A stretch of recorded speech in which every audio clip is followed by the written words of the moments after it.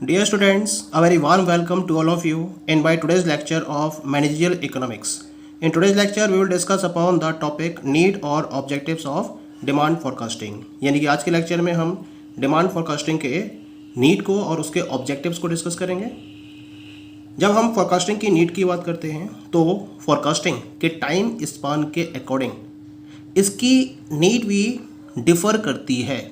जैसे कि अगर मान लीजिए कि डिमांड में फ्लक्चुएशंस बहुत ज़्यादा हैं तो डिमांड में फ्लक्चुएशन ज़्यादा होने की वजह से हमें रिलेटिवली शॉर्टर पीरियड को चूज़ करना चाहिए, अदरवाइज हमें लॉन्ग टर्म फोरकास्टिंग को फोकस करना चाहिए। तो it is depending upon the fluctuations in demand of the product. अगर फ्लक्चुएशंस ज़्यादा हैं तो शॉर्ट टर्म फोरकास्टिंग को फोकस किया जा सकता है, लेकिन अगर फ्लक्चुएशंस कम है तो उस केस में आप लॉन्ग टर्म फोरकास्टिंग को फोकस कर सकते हो। तो इसी वजह से हम जो डिमांड फोरकास्टिंग की नीड है उसको शॉर्ट टर्म और लॉन्ग टर्म फोरकास्टिंग के टर्म्स में डिस्कस करेंगे। तो पहले हम बात करेंगे अबाउट द नीड और objectives of short term forecasting. तो पहले हम शॉर्ट टर्म फोरकास्टिंग की बात करेंगे यहाँ पर कि इसकी क्या नीड है और इसके क्या क्या ऑब्जेक्टिव्स होते हैं या कौन कौन से ऑब्जेक्टिव शॉर्ट टर्म फोरकास्टिंग के बेसिस पर फुलफिल होते हैं, उनको हम डिस्कस करेंगे। शॉर्ट टर्म फोरकास्टिंग अगर बात करी जाए तो शॉर्ट टर्म मेनली 3 महीने या 6 मंथ्स या फिर 1 ईयर के पीरियड को कवर करती है। ये डिपेंड करेगा कि बिजनेस का नेचर क्या है, ठीक है। तो बिजनेस के नेचर के बेसिस पर ये टाइम पीरियड 3 मंथ्स हो सकता है, 6 मंथ्स भी हो सकता है या फिर ये 1 ईयर भी हो सकता है। It is generally concern with forecasting products. Mainly products को फोरकास्ट करने के पॉइंट ऑफ व्यू से हम शॉर्ट टर्म फोरकास्टिंग को फोकस करते हैं। कुछ पर्टिकुलर फील्ड में या कुछ पर्टिकुलर वेज में इसका यूज़ किया जाता है। कौन कौन से हैं वो particular areas?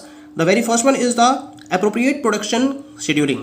The firm can avoid the problem of overproduction and the problem of short supply by estimating seasonal variations in demand.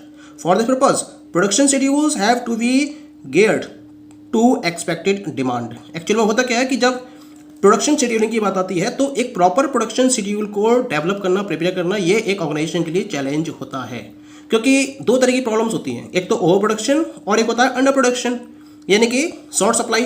तो ओवर प्रोडक्शन का मतलब है कि मार्केट में क्या है, सप्लाई डिमांड को कम है लेकिन आप उसके अकॉर्डिंग सप्लाई ज़्यादा कर रहे हो, तो ये ओवर प्रोडक्शन हो गया। और अगर मार्केट में क्या है, डिमांड है ज़्यादा लेकिन आपकी सप्लाई उसके अकॉर्डिंग नहीं हो पा रही है, तो दोनों ही केस में आप लूजिंग सिचुएशन में होते हो, ठीक है।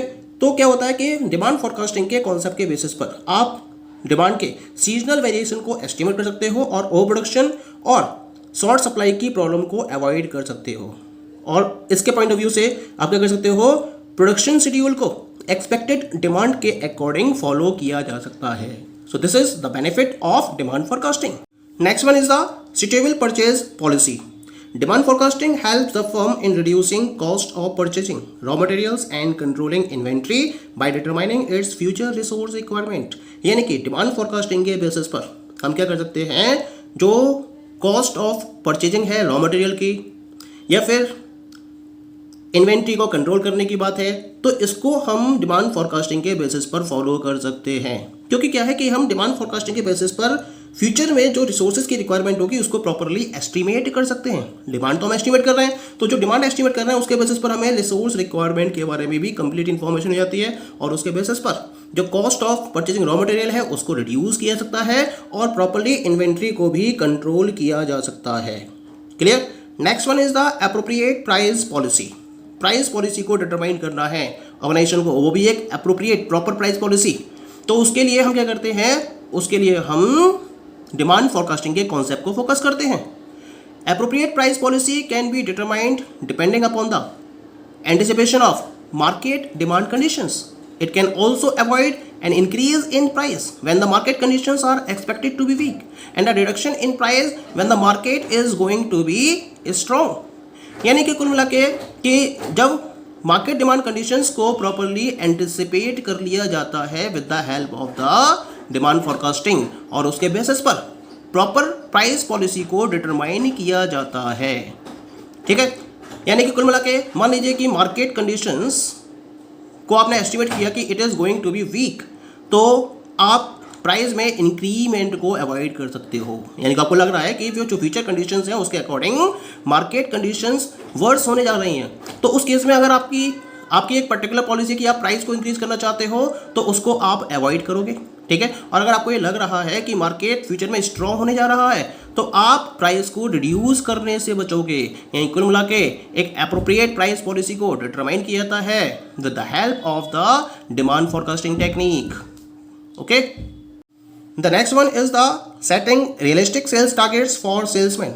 एक्चुअली सबसे बड़ा चैलेंज क्या है किसी भी ऑर्गेनाइजेशन के लिए, रियलिस्टिक सेल्स टारगेट्स को सेट करना।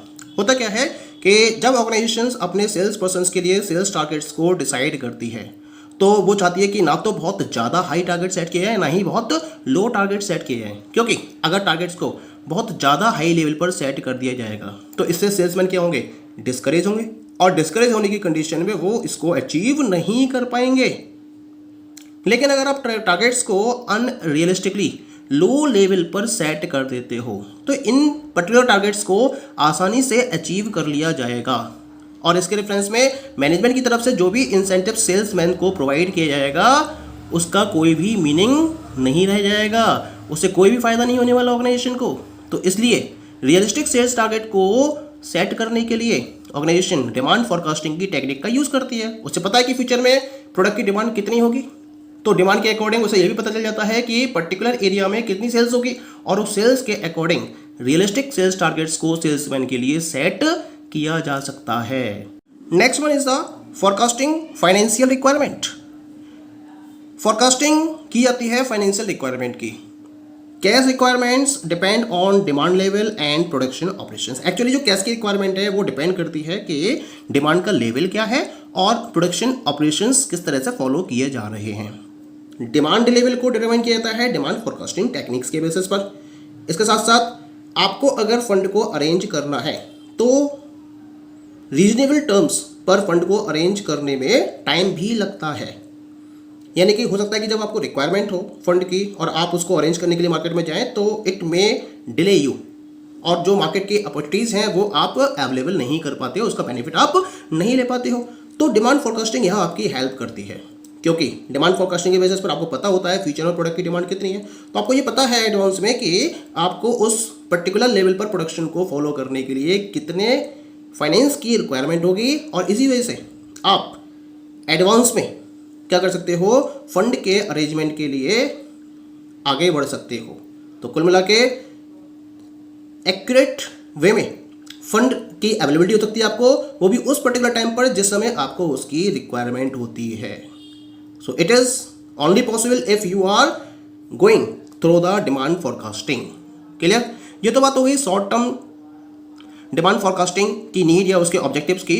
अब हम बात करेंगे अबाउट द नीड और objective of long term forecasting. Long term forecasting की क्या नीड है और क्या क्या ऑब्जेक्टिव्स इससे कंप्लीट होते हैं उसकी हम बात कर लेते हैं यहाँ पर। Long term forecasting covers a period of 5, 10 और 20 ईयर्स। 5 साल, 10 साल या 20 साल के पीरियड को कवर किया जाता है with the help of long term forecasting. Organization के अंदर जितने भी मेजर स्ट्रेटेजिक डिसीजंस को फॉलो किया जाता है उसके अगर रिगार्डिंग जो भी इंफॉर्मेशन चाहिए होती हैं वो लॉन्ग टर्म फॉरकास्टिंग के बेसिस पर अवेलेबल होती हैं। इसी वजह से लॉन्ग टर्म फॉरकास्टिंग का एक अपना इंपॉर्टेंट रोल रहता है। ये डिफरेंट टाइप के ऑब्जेक्टिव फुलफिल करता है किसी भी ऑर्गेनाइजेशन के रेफरेंस में। तो यहाँ हम लॉन्ग टर्म फॉरकास्टिंग के रेफरेंस में इंपॉर्टेंट यूजेस को डिस्कस करेंगे। The very first one is in reference of the business planning. क्या मतलब है बिजनेस प्लानिंग के रेफरेंस में इसका? स्टार्टिंग अ न्यू यूनिट और expansion of an existing unit और production requires an analysis of the long term demand potential of the product in question. A multi product firm must ascertain not only the total sales situation but also the demand and its distribution over various products. This is only possible through long term forecasting. तो यहाँ हम बात कर रहे हैं एक particular business के reference में जो एक नई यूनिट को स्टार्ट करना चाहता है या फिर जो एग्जिस्टिंग यूनिट ऑफ प्रोडक्शन है उसको एक्सपेंड करना चाहता है। तो ये तब पॉसिबल है जब जिस पर्टिकुलर प्रोडक्ट को फर्म प्रोड्यूस कर रही है करना चाहती है उसके लॉन्ग टर्म डिमांड पोटेंशियल को प्रॉपर्ली एनालाइज कर ले, और इसके लिए इसको डिमांड फोरकास्टिंग टेक्निक का यूज़ करना ही होता है। डिमांड फोरकास्टिंग टेक्निक का यूज़ करके कोई भी फर्म अपने पर्टिकुलर प्रोडक्ट के रेफरेंस में उसके लॉन्ग टर्म डिमांड पोटेंशियल को प्रॉपर्ली एनालाइज कर लेती है और उसके बेसिस पर नई यूनिट को स्टार्ट करने का डिसीजन ले सकती है या फिर एग्जिस्टिंग यूनिट को एक्सपेंड करने का भी डिसीजन ले सकती है। ऐसे ही बात करेंगे मल्टी प्रोडक्ट फर्म के केस में। तो जो मल्टी प्रोडक्ट फर्म है उसे टोटल सेल सिचुएशन को तो एसर्टेन करना ही होता है, उसके साथ साथ उसकी डिमांड को भी प्रॉपर्ली डिफाइन करना होता है और वेरियस प्रोडक्ट्स पर इसके डिस्ट्रीब्यूशन को भी एंश्योर करना होता है। ये जितने भी फंक्शंस हैं, जितनी भी एक्टिविटीज़ हैं, इसको केवल और केवल डिमांड फॉरकास्टिंग के बेसिस पर एक्यूरेट वे में फॉलो किया जा सकता है और कोई भी तरीका नहीं होता है। केवल डिमांड फॉरकास्टिंग है जो इस डायरेक्शन में ऑर्गेनाइजेशन की हेल्प करती है। द नेक्स्ट नीड और use of long term forecasting is financial planning. Planning for raising funds requires considerable advance notice. Long-term demand forecasts are quite essential to assess long-term financial requirements for purchasing machines, raw material, research and development, etc. यानी कि अगर आपको fund raise करना है और उसके regarding proper planning करनी है तो इसके लिए आपके पास एक एडवांस नोटिस होना जरूरी है। एडवांस नोटिस का मतलब आपके पास सफिशिएंट टाइम होना जरूरी है अगर आप फंड को रेज करने के लिए प्रॉपर प्लानिंग को फॉलो करना चाहते हो तो। अब इसके लिए लॉन्ग टर्म डिमांड फॉरकास्टिंग का यूज़ किया जाता है और लॉन्ग टर्म डिमांड फॉरकास्टिंग के बेसिस पर जो फर्म की लॉन्ग टर्म फाइनेंशियल रिक्वायरमेंट है उसको प्रॉपरली एनालाइज किया जाता है, उसको प्रॉपरली एस्टिमेट कर लिया जाता है, बहुत हेल्पफुल होती है। और इस पर्टिकुलर एनालिसिस के बेसिस पर परचेजिंग के रिगार्डिंग डिफरेंट टाइप के डिसीजंस भी फॉलो किए जाते हैं। जैसे मशीन्स को एक्वायर करना है, डिफरेंट टाइप की परचेजिंग को फॉलो करना है, रॉ मटेरियल्स को परचेज करना है, इसके रिगार्डिंग प्रॉपर टाइम मिल जाता है आपको और उसके अकॉर्डिंग आप इनके रिगार्डिंग भी डिसीजंस फाइनलाइज कर सकते हो। तो कुल मिला के फाइनेंशियल प्लानिंग को लॉन्ग टर्म बेसिस पर फॉलो करने के लिए आपको डिमांड फॉरकास्टिंग को फॉलो करना बहुत जरूरी होता है। And the last one is the planning manpower requirement. This is also one of the very strategic decision taken by any of the business firm. Training and development are long-term propositions taking considerable time to complete. क्योंकि आपको human resource को acquire करना है, ठीक है, उन्हें proper training provide करनी है, उनका डेवलपमेंट करना है, तो it is taking too much time. इसमें बहुत टाइम लगता है और टाइम लगने की वजह से अगर इनको आप एडवांस में स्टार्ट कर देते हो तो आप इसका फ़ायदा ले सकते हो। अदरवाइज जब आपको जब रिक्वायरमेंट होगी तब इसको आप प्रॉपर्ली यूज़ नहीं कर पाओगे। तो डिमांड फॉरकास्टिंग के बेसिस पर आपको पहले से ही इनके बारे में इंफॉर्मेशन हो जाती है कि आपको किस लेवल पर अपनी एक्टिविटीज़ को फॉलो करना है और किस लेवल पर आपको ह्यूमन रिसोर्स की रिक्वायरमेंट होगी। उसके अकॉर्डिंग आप अपनी मैन पावर रिक्वायरमेंट की प्लानिंग को फोकस करते हो और इसके लिए लॉन्ग टर्म डिमांड फॉरकास्ट आपके लिए एक important role play करता है। Okay, so these all are the different needs or objectives of demand forecasting. Thank you.